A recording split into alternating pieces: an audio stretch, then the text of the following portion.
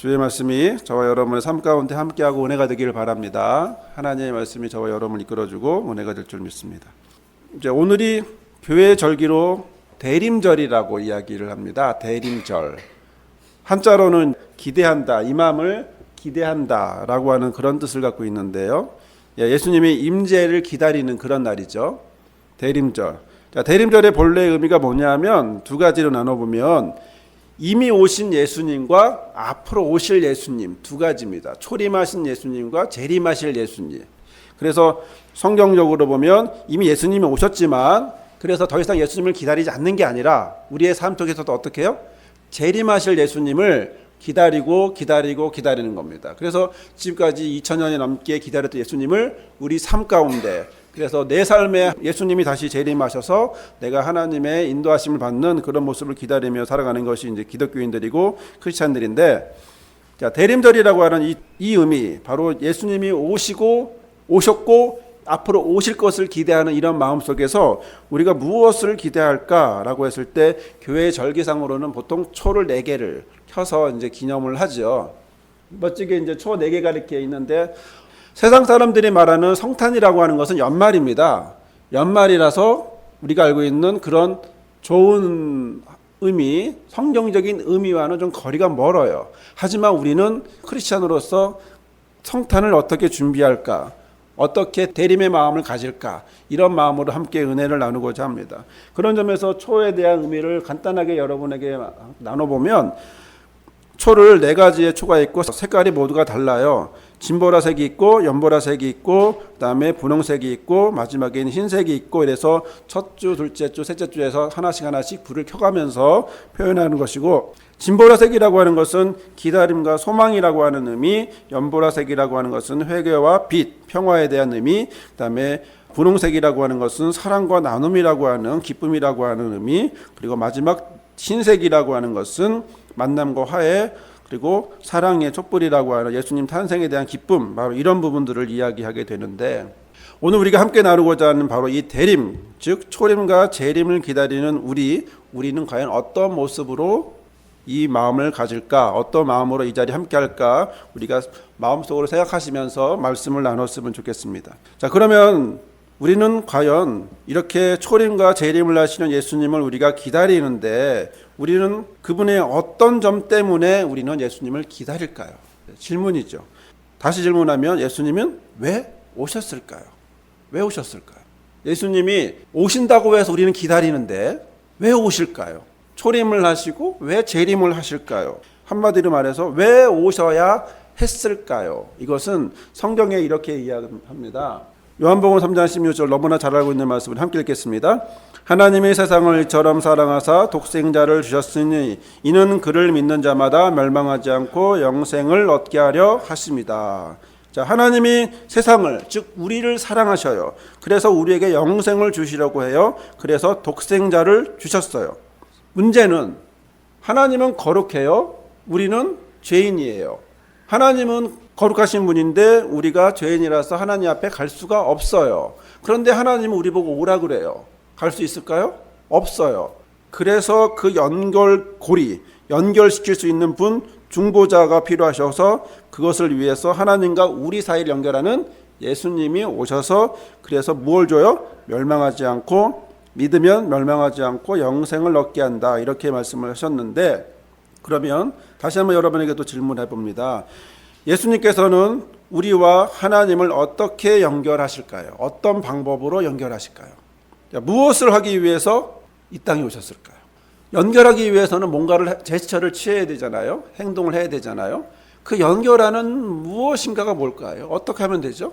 어떻게 하면 연결이 될까요?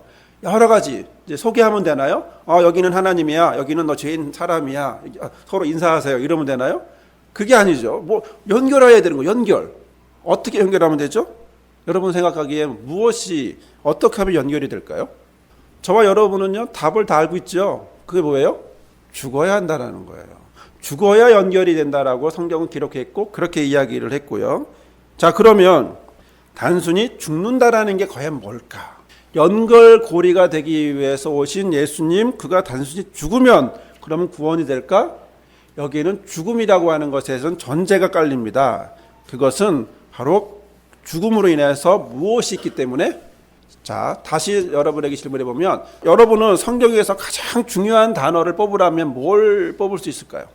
성경에서 가장 중요한 단어, 핵심적인 단어, 이 단어만큼은 정말 필요한 단어라고 하는 것이 있다면 어떤 거? 하나님, 예수님, 성령님 말고 성경에서 가장 중요한 단어를 여러분 뽑아보세요. 어떤 단어가 여러분에게 가장 중요한 단어일까요? 구원, 구원. 또 어떤 단어가 있을까요? 사랑, 사랑. 또 뭐가 가장 핵심일까요? 성경에서 가장 핵심적인 단어를 찾으라면 뭘까요? 헷갈리는 것 같죠? 이미 들었고 알고 있는데 우리는 그런 거잖아요. 시험 문제 받으면 헷갈리는 거거든. 아는데 시험 문제 받으면 어려운 것처럼 가장 핵심적인 단어는요, 루터가 이렇게 말했습니다. 성경을 잡아라, 피가 나올 것이다. 구약을 잡아라, 어린 양의 피가 나올 것이다. 신약을 잡아라, 예수님의 피가 나올 것이다. 가장 핵심적인 단어는요, 구원이고 사랑인데 이것을 이루기 위해서 뭘? 죽어야 되고, 죽음으로 인해서 뭐가 있어야 된다는 거예요? 피가 있어야 된다는 거예요. 이 피는 왜 그럴까요? 이 피라고 하는 것은 성경의 레위기 말씀에 피는 곧 생명이거든요. 그러니까 생명을 드림으로 누가? 생명을 드림으로 해결해야 되는데, 문제는 피를 흘리면, 생명을 드리면 죽어요. 끝나요. 그렇기 때문에 성경은 이야기라는 게 뭐냐면, 너의 피가 아닌 대신 흘린 피, 대신 흘린 피가 필요하고, 그 대신 흘린 피를 구약에서 무엇? 어린 양. 신약에서는 누구? 예수님. 예수님의 피를 흘려서 그걸 통해서 죽음으로 생명으로 이루어가고 하나님의 사랑을 보게 하고 구원을 보게 하는 이런 모습을 보게 하는 거죠. 성경에서 가장 핵심적인 단어를 저는 뽑으라고 한다면 피라고 얘기하고 싶고, 그 피만이, 피라고 하는 것이 곧 생명과 연결시키는, 생명을 살리는 피이기 때문에, 그냥 피가 아니라 저와 여러분이 가시 찔려서 나오는 그런 피가 아니라 생명을 살리는, 대신 살리는 그런 피이기 때문에 저와 여러분에게 저는 성경에서 가장 중요한 단어를 뽑으라고 한다면 피라고 이야기를 하고 싶습니다.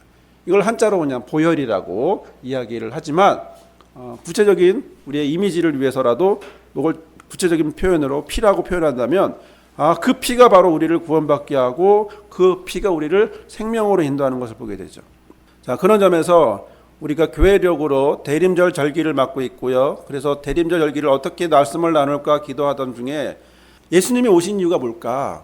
대림이라는 게 뭐예요? 예수님 오신 거잖아요. 예수님 오시는 걸 기다리잖아요. 그럼 왜 오실까? 왜 오셔야만 했을까? 그렇다면 왜 오셔야만 했을까에 대한 이야기를 나누어야겠다 라는 마음이 들어서, 기도하면서 마음이 들어서 여러분에게 설교 형식보다는 성경 공부식으로 함께 나누려고 합니다. 오늘뿐만 아니라 이제 대림절이 4번 있으니까 총 좀 이따 나누겠지만, 구약의 예배는 5종류가 있어요. 그 5종류의 것을 하나씩 이야기를 해가면서 저와 여러분의 모습을 한번, 저와 여러분에게 오신 예수님이 왜 오셔야 했고 또 피 흘림으로 죽음을 맞이하셨을까, 이 부분에 대해서 함께 나눠볼까 하고요. 자, 예수께서는 이 땅에 오셨습니다. 죄인인 우리를 하나님께 인도하기 위해서 오셨습니다. 하나님의 사랑을 만나게 하기 위해서 이 땅에 오셨죠. 그래서 우리를 그분이 부르십니다. 그 부르시는 방법이 죽으심이고 피 흘리심이에요. 그런데 예수께서 골고다 언덕에서 십자가를 지고 죽음과 피 흘림을 할 때 이것이 매번 드리는 어린 양의 모습이 아닌 단번에, 한꺼번에 드리는 제사가 되게 하셨다라는 거예요. 그런 점에서 로마서 6장 10절을 한번 같이 읽겠습니다. 그가 죽으심은 죄에 대하여 단번에 죽으심이요 그가 살아계심은 하나님께 대하여 살아계심이니. 히브리서 말씀. 그는 저 대제사장들이 먼저 자기 죄를 위하고 다음에 백성의 죄를 위하여 날마다 제사 드리는 것과 같이 할 필요가 없으니 이는 그가 단번에 자기를 드려 이루셨습니다. 아멘. 히브리서 9장 12절. 염소와 송아지의 피로 하지 아니하고 오직 자기의 피로 영원한 속죄를 이루사 단번에 성소에 들어가셨느니라. 26절. 그리하면 그가 세상을 창조할 때부터 자주 고난을 받았어야 할 것이로되 이제 자기를 단번에 제물로 드려 죄를 없이 하려 하시려고 세상 끝에 나타나셨느니라. 28절 이와 같이 그리스도도 많은 사람의 죄를 담당하시려고 단번에 들이신 바 되셨고 구원에 이르게 하기 위하여 죄와 상관없이 자기를 바라는 자들에게 두 번째 나타나시리라. 10장 10절 이 뜻을 따라 예수 그리스도의 몸을 단번에 들이심으로 말미암아 우리가 거룩함을 얻었노라. 예수께서 단번에 들이심으로 우리가 거룩함, 구원을 얻었다라고 성경은 이야기하고 있는 거죠. 자, 구약에는 제사 방법이 5개가 있습니다. 번제, 소제, 화목제, 속죄제, 속건제. 예배의 제사의 목적에 따라 5개가 있고 이제 주보 뒷면에 여러분들 안내를 위해서 해놨고요. 자, 여러분들 보시면 그림에 보면 이것이 성막이라는 거죠. 구약이 아담과 하와 때부터 시작해서 이제 시간이 흘러서 제사의 방법이 지나면서 모세 때 하나님이 출애굽을 시키고 난 다음에 광야에서 성막을 짓게 하고 그 성막에서 제사를 지내게 하는데 그 제사를 지내게 하는 방법 모양이 이제 성막의 모양이 이렇게 네모나게 되어 있고 이 안에서 제사를 지내면서 성소와 지성소로 들어가는 하나님에게로 나아가는 모습으로 이렇게 만들어졌죠. 이건 모형인데 이런 모양으로 움직이는 성막이 모세 광야 시대에 이렇게 시작했고 이 모습을 통해서 제사를 드리기 시작하면서 나중에 예수 그리스도의 모습으로까지 이어지는 거죠. 여기서 우리가 알게 되는 건 뭐냐면 성막이 처음에 세워지고 출애굽을 하고 광야에 세워지고 난 다음에 성막이 세워진 뒤에도 이런 제사를 드리게 되는데요. 자, 성소와 지성소를 지나서 하나님 앞에로 나아가는 이런 모습 속에서 모든 모습과 과정이 예수님의 삶과 십자가의 모습이 그 안에 담겨져 있는 것을 우리가 레위기의 말씀을 통해서 보게 됩니다. 우리가 레위기를 보면 굉장히 어렵잖아요. 그리고 이게 뭔 얘기하는 건지 이게 무슨 의미인지 어렵는데 이게 예수님과 연결시켜서 삶을 보면 그다음에 구약의 제사의 방법을 예수님과 연결해서 보면 그 의미가 분명하게 보여지게 됩니다.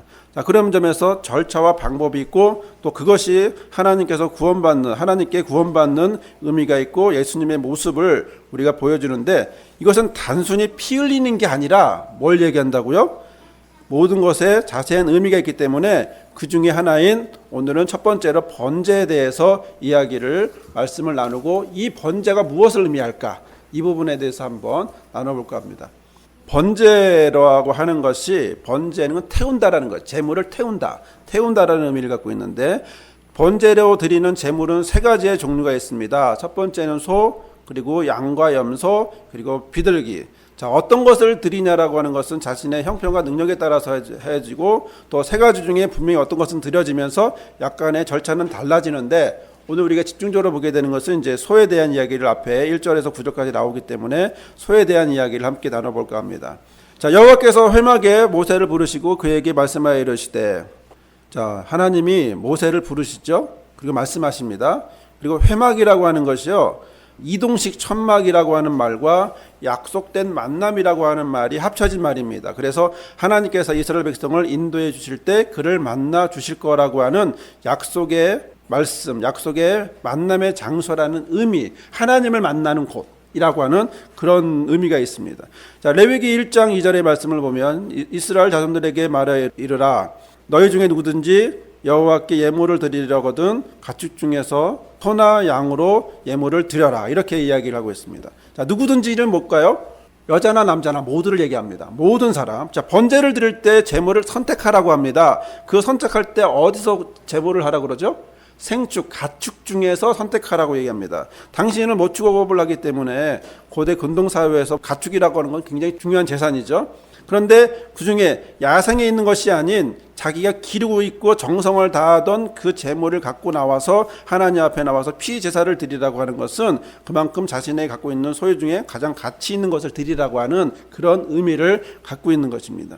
소를 드리는 의미는 동양이나 서양이나 마찬가지지만 인내나 봉사, 또 희생의 의미를 갖게 되고 또 이런 예수님이 지상생애 동안에 인내나 봉사를 했던 희생의 삶을 사셨던 것을 보여주고 있는 거죠.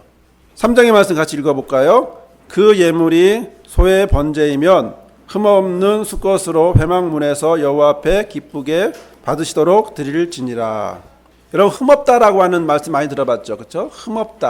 흠없다라고 하는 말은 결점이 없다라고 하는 건데요, 예배자가 세심하게 살펴보고 자기가 선택하는 겁니다.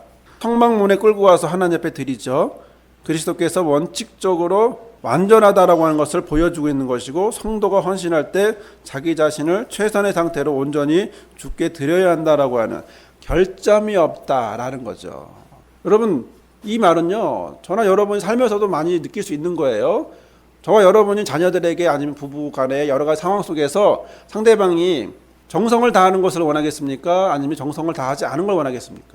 자, 그런 점에서 우리는 분명한 거죠. 마찬가지로 하나님에게로 나아갈 때도 결점이 없는, 흠이 없는 수컷, 다친 거냐 아니면 상해가 있느냐 여러 가지 것들을 보면서 흠이 없는 그런 것으로 수컷을 갖게 되는데, 이 수컷은 수컷만을 얘기하는 것이 아니라 대표성을 얘기하는 겁니다. 대표성. 여튼 자, 4절의 말씀 볼까요? 그는 번제물의 머리에 안수할지니 그를 위하여 기쁘게 받으심이 되어 그를 위하여 속죄가 될 것이라. 안수는 누가 할까요? 안수는 예배자가 합니다. 예배자. 근은이라고 하는 것은, 자, 근은이 누구예요? 제물을 갖고 오는 사람이 흠없는 거를 골라서 갖고 와서 안수합니다. 안수할 때 안수는 자기 죄를 전가, 넘기는 겁니다. 왜 죄를 넘길까요? 왜 죄를 넘길까요? 자, 하나님은 거룩합니다. 나는 죄인입니다. 근데 하나님 앞에 갈 수 있나요? 못 가요. 자, 우리는요, 여러분, 태양으로 가까이 갈 수 있나요? 못 가요. 근데 어둠으로는 가까이 갈 수 있나요? 있죠. 불 끄면 되니까. 그러나 태양과 같은 빛을 갈 수도 없어요. 왜요? 우리는 지금 이 자리에서도 태양을 보면 똑바로 쳐다볼 수가 없습니다. 그 정도로 우리는 그렇게 빛 가운데를 갈 수 없는 우리들이 가려면 어떻게 되느냐? 하나님 앞에 가려면 어떻게 되느냐? 내가 대신 죽어야 되는데, 죽으면 끝이니까 어떻게 해요? 나의 이런 연약한 부분, 죄성을 어떻게 누군가에게 넘기는 겁니다. 그 넘기는 방법을 하나님이 허락하신 방법이 동물제사라고 하는 것으로 주셨고, 그 동물제사가 뒷날엔 예수님에게로 넘어가는 걸 보여주고 있는 건데요. 자, 안수는 자기 죄, 하나님 내가 이런 잘못을, 이런 부족함을 갖고 있습니다라고 하면서 전가시키는 겁니다. 자, 저와 여러분이 기도할 때 예수님 제가 이런 잘못했습니다라고 말하는 것은 바로 이런 안수하는 것처럼 전가하는 걸 얘기하고 있는 거죠. 자기가 지은 모든 죄를 흠이 없는 숫소에게 전가시키고, 그리고 자기가 죽어야 되는 것을 소가 대신 죽는 그런 모습을 갖고 있는데, 안수에는요 법칙이 있습니다. 그냥 막 하는 게 아니라 예배자가 안수할 때 북쪽에서 하고 서쪽을 보면서 하고 두 손으로 하고 죄를 고백하면서 하고 힘껏 해야 됩니다. 대충 올려놓고 하는 게 아니라 힘있게, 마음을 다하는 표현이죠. 힘있게 하고 거기다 머리에 합니다. 머리에 손을 얹고 안수를 하는 거죠. 그래서 그리스도께서 성도의 죄를 대신 짊어진다라고 하는 표현을 갖게 되는 것인데, 말씀해 보니까 속죄가 될 거다라고 이제 말씀하셨는데, 이건 덮는다라는 의미입니다. 곧 제물이 예배자의 죄를 덮을 덮개가 된다. 하나님이 그를 덮어주심을 통해서 완전히 죄가 없어지는 것처럼 만들어준다, 덮어준다. 자, 뚜껑을 덮는다라고 하는 그런 의미를 갖고 있는 겁니다. 자, 번제에는요 속죄의 의미가 있지만 속죄 자체가 목적은 아닙니다. 우리가 함께 보고 있는 5가지의 제사 중에 오늘 우리가 보고자 하는 번제라고 하는 제사는요, 속죄의 의미도 있지만 속죄 자체는 아닙니다. 왜냐하면 5번째 중에 뭐가 있어요? 속죄제가 있거든요. 거기서 실제적인 속죄를 하는 것이고, 여기서 우리가 나누는 번제라고 하는 것은 예배자가 자신의 죄를 용서받기 위해 드리는 제사는 속죄자라고 하는 제사가 따로 있는데, 번제에서의 속죄는 자신을 어떻게 해요? 송두리째 하나님 앞에 헌신한다라고 할 때 필요한 속죄를 얘기합니다. 그런 의미에서 속죄의 의미를 갖고 있는 거죠. 다시 말씀을 드리면 헌신을 얘기합니다. 여기서 번제라고 하는 것은 자신의 전체를 드린다. 그래서 하나님이 받으시는 만족스러운 헌신을 위해서 드리는 속죄이고, 그래서 하나님이 기쁘시게 받으신다. 이걸 옛날 성경에 뭐라고 말했냐면 연랍이라고 표현했어요. 하나님 연랍하신다. 이것을 우리는 이제 연랍이라는 단어를 안 쓰니까 이렇게 번역을 해서 기쁘게 받으신다 라고 이야기를 했는데, 5절 말씀 같이 읽어볼까요? 그는 여호와 앞에서 그 숫송아지를 잡을 것이요, 아론의 자손 제사장들은 그 피를 가져다가 회막 문 앞 제단 사방에 뿌릴 것이며. 자, 예배자가 어떻게 해요? 숫송아지를 잡고 피를 받아요. 자, 자세히 보면요, 제사장이 그 제물을 죽이는 게 아닙니다. 예배자가 골라서 갖고 와서 기도해서, 그리고 자기가 제물을 드리고 그리고 어떻게 해요?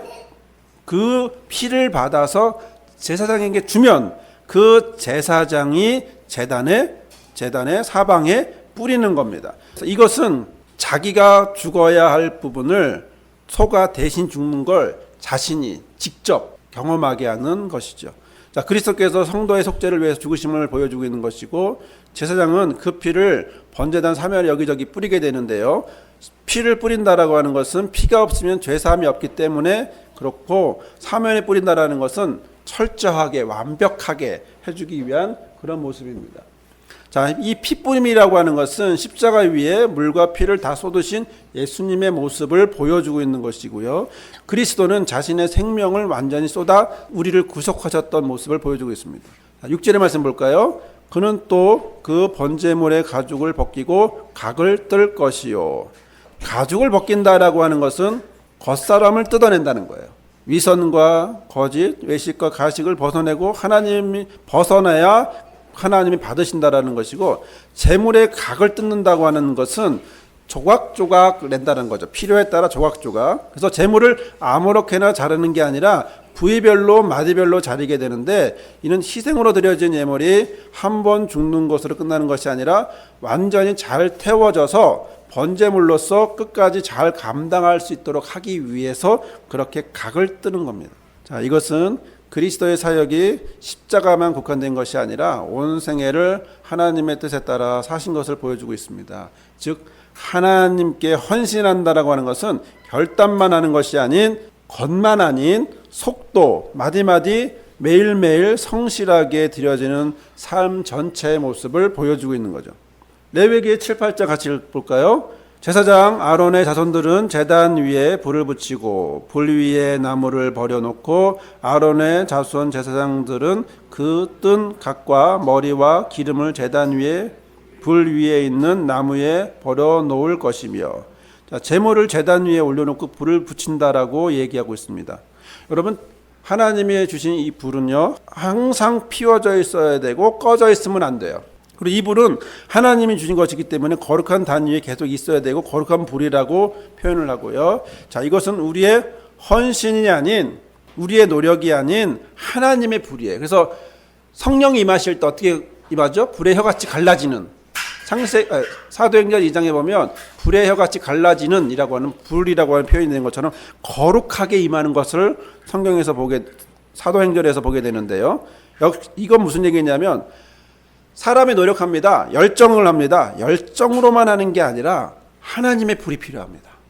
하나님의 불이 사람을 태우고 그리고 그 열정을 하나님이 받을 수 있도록, 그래서 우리의 열정으로 하는 것이 아닌 하나님이 받으시는 그 불로 태워야 한다는 걸 얘기하고 있죠. 자, 9절의 말씀 같이 읽겠습니다. 그 내장과 정광이를 물로 씻을 것이요 제사장은 그 전부를 제단 위에서 불살라 번제를 드릴지니 이는 화제라 여호와께 향기로 냄새니라. 여러분, 이 내장이라고 하는 이 케레브라고 하는 이 말이요 동물한테는 내장이라고 표현하지만 사람한테 쓸 때는 내장이라고 표현하지 않고 감정을 말하는 중심이라는 단어로 사용합니다. 결국 동물의 내장과 정광이를 불로 깨끗이 씻는다는 얘기는 뭐겠어요? 나의 속을, 내 중심을 하나님 앞에 제단에 드릴 때 깨끗이 씻긴다라고 하는 이야기를 갖고 있는 거죠. 자, 내장 안에는요 아무래도 변이나 더러운 것이 있겠죠. 정광이를 씻긴다고 하는 것은 흙이 있겠죠. 제단을 더럽히지 않겠다라고 하는 그런 표현을 보여주고 있는 겁니다. 그래서 내장과 정강이를 씻는다라고 하는 표현은 결국 미움이나 시기나 질투, 혈기, 불평, 모함 내지는 내 안에 있는 것, 회개할 것에 대해서 씻어야 될 것들에 대해서 씻도록, 그래야 하나님이 연락하신다라고 말씀을 하고 있는 거죠. 그리스도와 성도가 헌신을 하되 자신을 더욱 가다듬어서 헌신을 얘기하는 것을 보여주고 있고요. 자, 보시면 그 전불이라고 표현되어 있습니다. 그 전불을 제사장이 취하게 되는 가죽 말고 가죽을 제외하고는 희생제물의 모든 걸 태웁니다. 하나도 남김없이 다 태웁니다. 예배자의 전적인 헌신을 이야기합니다. 자, 속죄라고 하는 부분은 속죄제가 있으니까 뒤에, 그러나 번제는 무엇을 의미한다고요? 헌신을 얘기합니다. 자신을 어떻게 헌신할 거냐? 그 헌신을 뭘로 할 거냐? 하나님의 불로 할 거다. 그럴 때 나의 모든 걸 태운다라고 하는 그런 표현을 하고 있는 거예요. 그리스도와 성도가 헌신을 하되 고통 중에서 그리고 자신을 정결케 하는 성령의 불로 살라서 받침을 상징하고 있고, 또 그리스도와 성도가 헌신을 하되 끝까지 그리고 완전히 헌신할 것을 이야기하고 있는데요. 여기 보면 화제라는 말이 있습니다. 화제, 불로 드리는 제사다라고 하는 제물을 불에 태우는 형상을 표현한 것인데, 여러분 고기 태우면 냄새가 어때요? 향기로워요? 아니에요. 그렇죠? 삼겹살은 향기로운데, 그렇죠? 고기를 태우면 향기롭지 않아요. 나무랑 같이 막 태우기 때문에 역겨운 냄새들이 이제 나오는 거거든요. 그런데 성경은 뭐라 그래요? 향기로운 냄새라고 표현한단 말이에요. 이 향기롭다라고 하는 말이 니호아흐라고 하는 말인다, 달랜다, 진정시킨다라고 하는 표현을 하고 있습니다. 결국 향기로운 제물이다, 하나님을 달랜다, 이런 표현인데, 하나님을 달래니까 뭐가 나와요? 하나님의 마음을 기쁘시게 하니까 위로, 긍휼, 우리를 하나님에게 드림으로 인해서 하나님이 우리를 긍휼하게 하는 달램, 우리를 다시 하나님을 달래는 것이 아니라 하나님을 진정시키는 게 아니라, 우리가 오해하면 안 됩니다. 여기서 오해하면 안 되는 게, 하나님을 진정시키는 게 아니라 화나 있는, 진노하시는 하나님을, 죄인인 우리를 바라보는 하나님의 진노를 진정시키는 것이 아니라, 그로 인해서 긍휼이 가고 긍휼이 다시 우리를 진정시키고 하나님이 기뻐받을 수 있는 이런 모양들을 하는 것이 향기로운 냄새라는 겁니다. 글자 그대로 제물을 태웠더니 다른 고기는 비린내 나는데 이 제물만은 향기로운 냄새가 나나 보다, 그 얘기가 아니라 바로 이렇게 하나님의 마음을 바꿔주는 예물이다, 제물이다 라고 하는 표현을 하고 있는 거죠. 자, 그 다음에 이제 보게 되는 10절에서 13절까지의 말씀은 양이나 염소를 드리는 경우인데요. 자, 양은 순종을 의미하죠. 그래서 번제로 드릴 때 많이 쓰이게 되는데, 예수님이 하나님 앞에 나갈 때 순종의 표상을 나타내는 것이고, 그리고 염소는 희생의 표본인데, 예수께서 하늘 보좌에서 이 땅에 오셨을 때 십자가를 지셨던 희생의 모습, 그래서 번제는 양이나 염소도 수상화제와 마찬가지로 같은 절차를 거치게 됩니다. 그리고 우리가 보게 되는 이제 세 번째 제물이 비둘기인데, 비둘기의 경우는 순결을 상징하게 되고 역시 제물이죠. 여러분, 예수님이 세례를 받고 물 위를 딱 나왔을 때 하늘에서 소리가 있고 그 다음에 뭐가 내려요? 성령이 비둘기같이 임하죠. 자, 지난번에도 함께 말씀을 나눴었던 거지만, 이 비둘기는요 평화의 상징이 아닙니다. 이 비둘기는 예수께서 세상 죄를 지고 갈 어린 양, 제물이다라는 표현으로, 그래서 하늘에서 내려오는 성령의 비둘기를 표현한 거예요. 여하튼 비둘기라는 하는 이런 번제의 모습을 보여지게 되는데요. 이 번제는요 종류가 여러 가지가 있습니다. 아침 저녁으로 매일 집단으로 드리는 것이 있고, 개인으로 드리는 것이 있고, 또 개인적으로 드릴 때는 임지식이나 산후정결식이나 문둥병자가 정결케 되는, 나시린이 서원하게 되는 이런 부분으로 개인적으로 제물을 드리게 되는 부분이 있는데, 함께 우리가 봐야 될 부분은 뭐냐면, 모든 것을 다 제사장에게 맡기는 것이 아닌 예배자가 할 것이 있습니다. 예배자. 뭘 하나요? 첫 번째, 자신이 가져올 것을 자신이 선택을 합니다. 첫 번째, 선택을 합니다. 흠없는 제물을 선택합니다. 두 번째, 갖고 와서 어떻게 해요? 안수합니다. 그 다음에 세 번째, 어떻게 해요? 제물을 예배자가 죽입니다. 그리고 가죽을 벗기고 각을 뜨고, 그 다음에 내장과 정광이 물러시키고 희생을 위한 준비를 하는데, 제사장이 할 일은 뭐냐면 예배자가 예물에서 가져온 피를 뿌리고 태우는 그런 역할을 하는 것이 제사장의 역할이죠. 여러분, 우리가 가끔씩 이런 얘기를 할 때가 있어요. 내가 예수님을 십자가에 못 박았다. 자, 이 의미에서 그런 표현은 바로 내가 예수님을 제물이 된 예수님을, 어린 양을 죽이듯이 내가 예수님을 십자가로 가게 했다라고 하는 그런 성경적인 의미를 갖고 있는 겁니다. 사랑하는 여러분, 그 뒤에 있는 이 부분은 주보에 나와 있는 내용입니다. 주보에 나와 있는 내용이라서 여러분이 한번 보시면 번제에 대한 내용을 보시면 되겠고요. 하나하나 이렇게 자세하게 되어 있는데, 여러분, 이 번제라고 하는 것이 가장 핵심적인 건 뭐냐면, 태워서 드리지만, 태워서 드리는 번제인데 뭐만 빼고 다 드려요? 가죽만 빼고 다 태워요. 무슨 얘기일까요? 내 안에 있는 모든 것을 헌신한다는 것입니다. 모든 것을 드린다라고 하는 겁니다. 모든 것을 드림으로 인해서 예수님처럼 드림에 대한 표현을 하고 있는 거죠.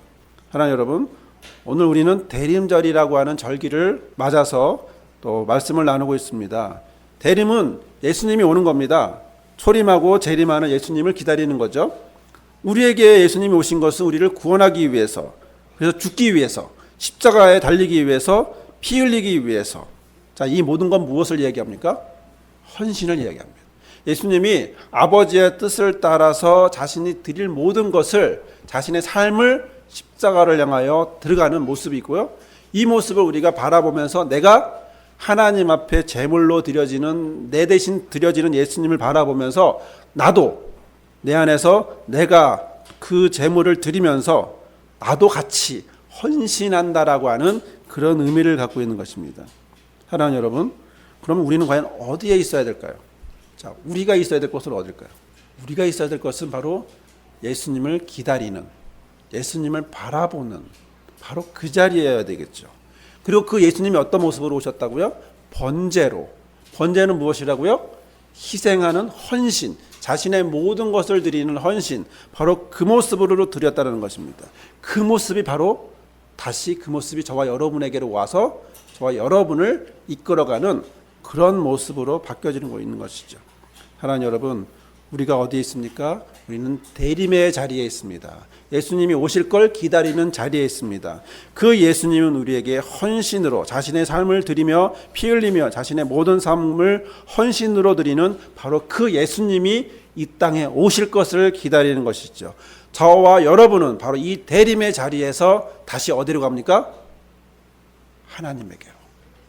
하나님에게로 번제를 드리며 혼자 아니 예수님과 함께 번제로 드려진 예수님과 함께 헌신을 드리신 예수님과 함께 우리는 한 걸음 한 걸음 나아갑니다. 어디로?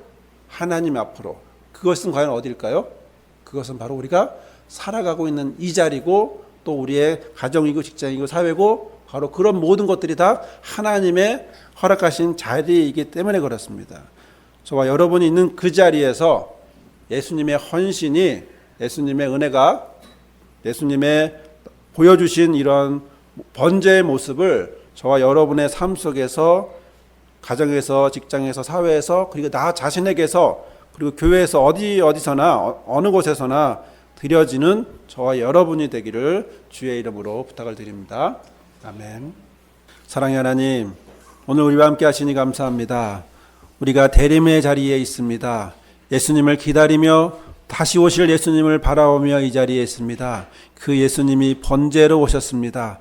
그 예수님이 자신의 삶을 헌신하며 희생하며 자신의 모든 것을 드리며 번제로 오셨습니다. 내가 이 자리, 대림의 자리, 번제의 자리에 우리가 있게 하여 주시고 우리가 있는 이 자리가 하나님의 뜻이 충만한 예수님의 모습이 충만한 성령이 인도하시는 그럼 대림의 모습이 되고 번제의 모습이 되고 헌신의 모습이 되며 또한 그래서 하나님 앞에 기쁘시게 하고 또한 우리에게 평화를 누리는 삶의 자리가 되게 인도하여 주옵소서. 이제는 우리에게 모든 삶과 헌신을 드려 우리를 구원하시기 위해 오신 예수 그리스도의 은혜와 그 아들을 보내셔서 우리의 죄를 덮으시고 우리의 삶을 기쁘시게 받으시는 아버지 하나님의 크신 사랑과 우리의 열정이 아닌 하나님의 거룩한 불로 우리의 삶과 헌신을 태우시는 성령의 함께 하심이 오늘 주의 대림을 기다리며 주의 대림을 바라보며 우리의 삶에 아버지의 뜻을 따라 모든 것을 헌신하신 예수님을 바라보며 우리의 삶도 그러하기를 소원하며 목자와 리더의 비전을 갖고자 결단하는 모든 성도들의 삶 위에 우리 교회와 실만한 회복 울타리 위에 주의 믿는 자들 삶 위에 영원히 함께하옵시기를 간절히 축원하옵나이다. 아멘.